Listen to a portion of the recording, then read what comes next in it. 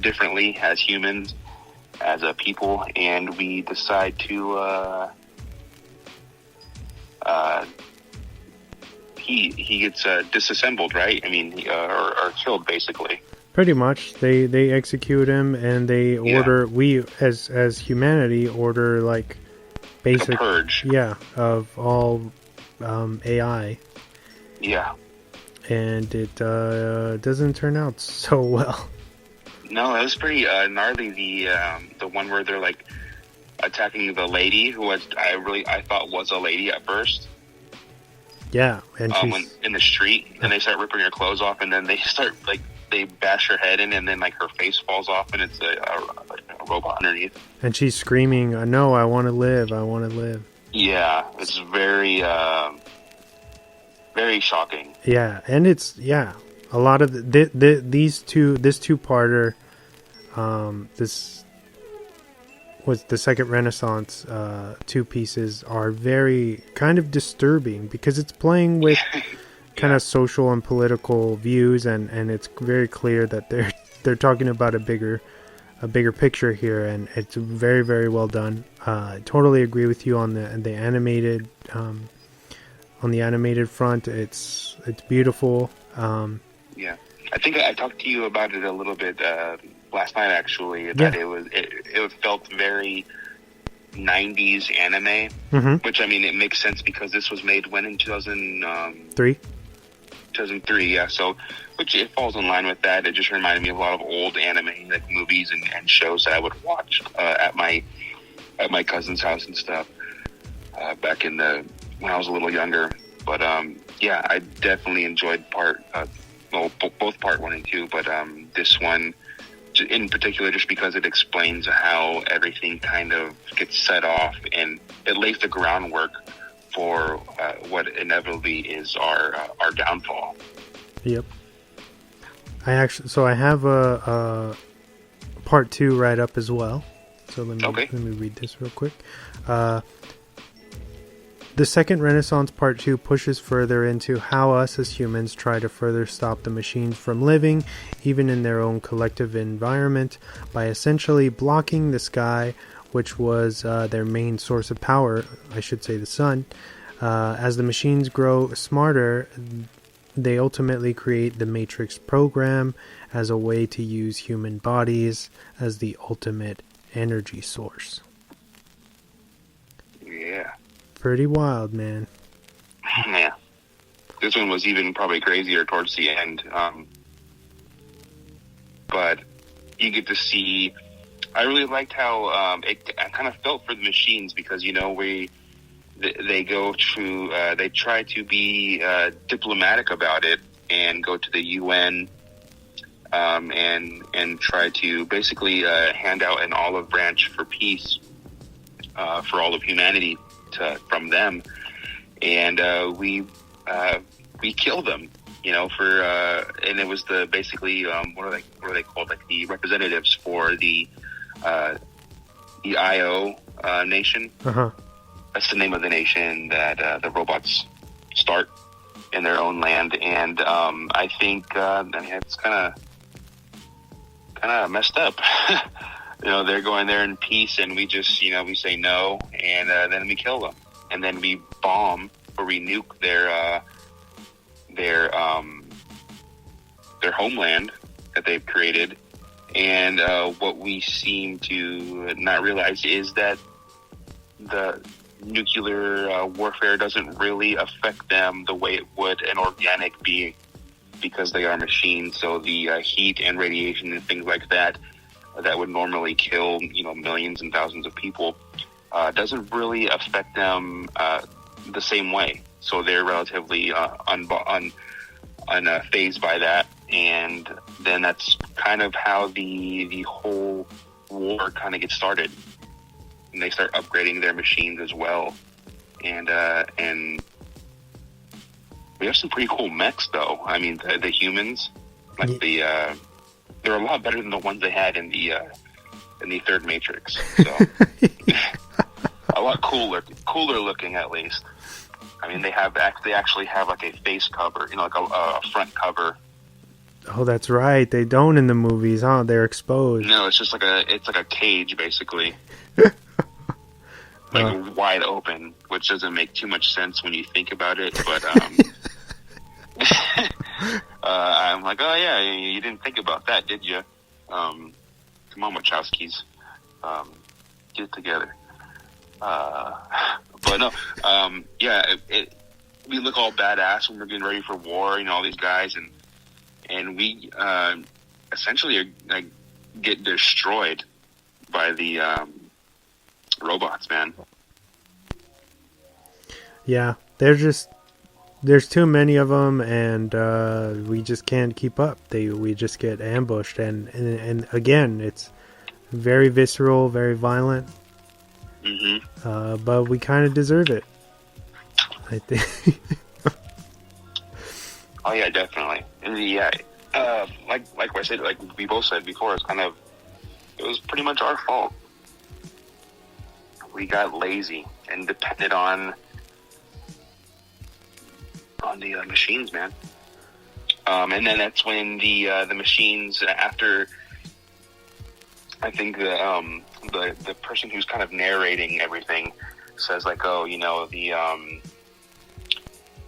the machines have studied, our organic bodies and learned that basically they can use us for. Oh no! First, our government or the United Nations comes up with a plan to save humanity, and everyone's super happy, and everyone's like clapping, and it's is it called Project Black Skies or something, or Dark Skies? Yeah, basically we scorch the skies, right? Yeah, they have this chemical or whatever it is that blocks out the entire sun, and it's like black smoke or something. And that I think it works for a little bit, but like I said, I was going on talking about the machines realize that they can use, instead of the sun powering them, they can use our bodies as basically what Morpheus says as their own little batteries. Which is why the people pods were created.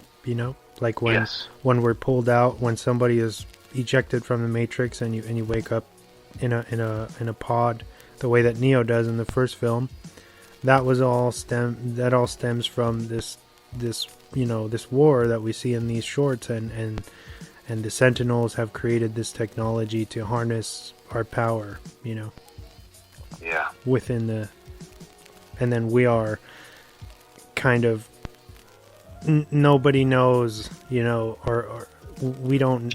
Nobody knows that they're being used to benefit the robots, and we kind of go about our lives living in this fantasy that's, the Matrix program. It's genius, really. It's crazy. It's actually really scary to think about that, and then you kind of go into this. At least I do sometimes. You go into this black hole of questioning if because Elon Musk is always like he's like, there's like a 75% chance that we're all in a simulation right now. Yeah. And I want to actually say that the Matrix is probably the reason why people have those theories. Yeah, it's so, man, at least the first one is so interwoven into pop culture all over the world, not just here. Yeah. And I think in a lot of film schools, that's given to students as an example of a perfect script, because it's so great and scary. And it just, it's one of those, it's like the epitome of a mindfuck movie. with action. Definitely. Yeah, I couldn't agree more. So that moves us into Kid's Story. Once again, written by the Wachowskis and directed by Shinichiro Watanabe. I think I said that right. Who brought us Samurai Champloo and, of course, Cowboy Bebop. Oh, yes. Nice.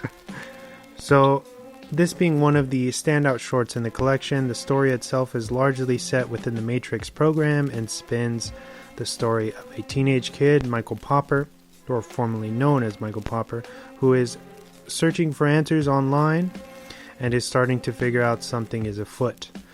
After he is contacted by the One himself, things get wild as he is chased around his high school by nefarious agents, ultimately killing himself by way of suicide off of the school's roof. He then wakes up in the real world, being the first one to have ever ejected himself from the Matrix by sheer willpower. Yeah. Again, this is one that, in a very small way, but is interconnected with The Matrix Reloaded. Going back to the beginning, when Neo and Trinity get back to Zion, if you remember, there's this young kid who seems very kind of like obsessed or stalkery towards Neo. Mm-hmm. And he's like, "Hey Neo, like, I'm so glad you're back. What do you need? Anything? Da da da da. You know what I mean? Thank you so much for saving me." And Neo turns around and he goes, "I didn't save you, kid. You saved yourself." And again, that's very glossed over and Reloaded. And when we watch this short, it makes complete sense. Man, yeah, that's what I mean. Like, that's what I'm saying, man. These like. I hate to sound like a broken record, but like these one-liners or things that, like I said, just get glossed over, or you don't take a second to really think about what's going on because it's so quick, and that's what the beauty of these shorts are. They go over those little minute details and they expand them, in ways that you wouldn't think of doing. And I'd have to agree that this one was probably one of my favorite ones also. And that has to, having someone be able to, eject themselves out of the Matrix by sheer will, I think would have you think like, wow, like maybe he's the one, or maybe he's like the next one, or I don't know. To me, that puts him on a Neo type level, if that makes sense. Yeah. He's he's just a kid, so he's still figuring things out for himself. But to be able to do that, just having that type of faith. To take yourself out, and be like, I believe, and they even go as far as to have his funeral and everything, and his teacher, who's kind of an asshole through the whole thing, is at the funeral, and he's like, he was a lost kid, and things like this happen all the time, but I can tell you one thing, he's in another world now, and it's like directly referencing that he's woken up, but it's scary to think, like, but, you know what I mean? Like, what if that shit were to be real? You know what I mean? Like, what if it's, oh man, such a trip. That's what I mean, man. You get stuck into this, like, black hole of questioning reality, and and then, like, it sounds, like, crazy to say that, because then you almost sound, like, crazy. Yeah. And it's like, I don't want people to think that I'm, like, mentally unstable or anything, but I understand what is real and what's not real, but just getting, like, diving deep into those things and going down that rabbit hole is pretty crazy. Follow the white rabbit, man. Oh yeah. But talking about this story a little more, I really this might be my favorite one because of the art direction is beautiful. It's sloppy in the way that the Kill Bill animated sections are. Yes. And oh god, I love that style so much. And this one does not disappoint, So beautiful. And then of course, having the kid be like a skateboarder and stuff, it was just visually kind of stunning. And then you have this the tease